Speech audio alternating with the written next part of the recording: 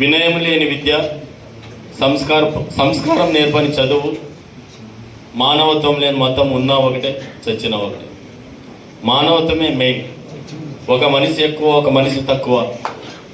భారతదేశంలో చాలా కులాలు, చాలా జాతులు చాలా ఉన్నాయి. బట్ అందరు మానవులే.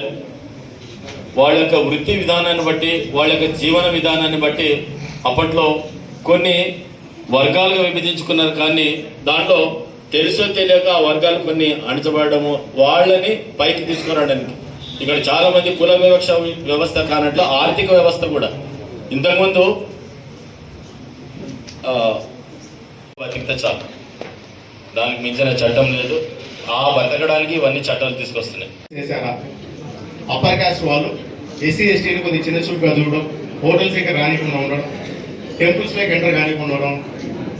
బాగా గమనిస్తే ఇప్పటికీ కూడా కొన్ని చోట్ల ఏదైనా జాతరలు జరిగితే వారి ఇంటి ముందు నుంచే స్వామి పోనీకూడదు అంటారు. పూజలకి వాళ్ళ కార్యక్రమానికి రాకూడదు అంటారు. ఎవరైనా హయ్యర్ కాస్ట్ పీపుల్ ఉంటే వాళ్ళ ఇంటి ముందు నుంచి వెళ్తే చెప్పులు విడిచి వంకొని వెళ్ళాలి అంటారు. విన్నారా ఎప్పుడైనా ఇట్లాంటివన్నీ? నిజంగా విన్నారా? అది కరెక్టేనా? ఎక్కడ అట్లా చేయమని చెప్పి అక్కడ రాజ్యాంగం రాస్తున్నారా? లేదు కదా. సో ఇప్పటికీ కూడా వాళ్ళు ఏదైనా బయట నిలబడితే వాళ్ళకి వేరే కప్పు ఇవ్వడం, అంటే వాళ్ళకి వేరే గ్లాసులో నీళ్ళు పోయడం, వాళ్ళు టచ్ చేసిన గ్లాసులు పక్కన పెట్టడం, ఇవన్నీ మనకు వినడానికి కొంచెము డిఫరెంట్గా స్టైల్గా అనిపిస్తుంది. పబ్లిక్ ఇట్లా ఉంటారంట సొసైటీలో అని చెప్పేసి. మేము గెట్ టు డే చాలా చూస్తుంటాం, చాలా కేసులు కడతాం. నెలలో కనీసం ఇట్లా కేసులు మేము 5-6 కడుతుంటాం. అంటే పొలాలకి రానిపోవడం. యువత రీసెంట్గా ఛాన్స్ కూడా చూస్తుంటారు, ట్రాక్టర్ దొంగతి చనిపోయిన కేసులు ఉన్నాయి పొలాల విషయం గురించి. ఎలోపై అంటే ఆడపిల్లలు అమ్మాయిలు వేసిపోతే వాళ్ళ పనిని కట్టేసుకుంటున్న రోజులు ఉన్నాయి. ఎప్పుడో కాదు, ఈ మధ్య రీసెంట్గా 2 months జరిగిన ఇష్యూస్ చెప్తున్నాయి. అంటే చట్టాలు ఎంత స్ట్రాంగ్గా పెట్టి అవేర్నెస్ చేస్తున్నా కూడా మూర్ఖంగా కొందరు ప్రవర్తిస్తూనే ఉన్నారు. ఏమవుతా చూద్దాంలే, కేసులో రాజీ అయిపోదాంలే అని చెప్పేసి. టైం బాలేక ఇట్లా కేసులు ఎదుర్కొంటే మాత్రం కనీసం 7 ఏళ్ళు వాళ్ళు జైలు శిక్ష పడుతుంది, 7 సంవత్సరాలు.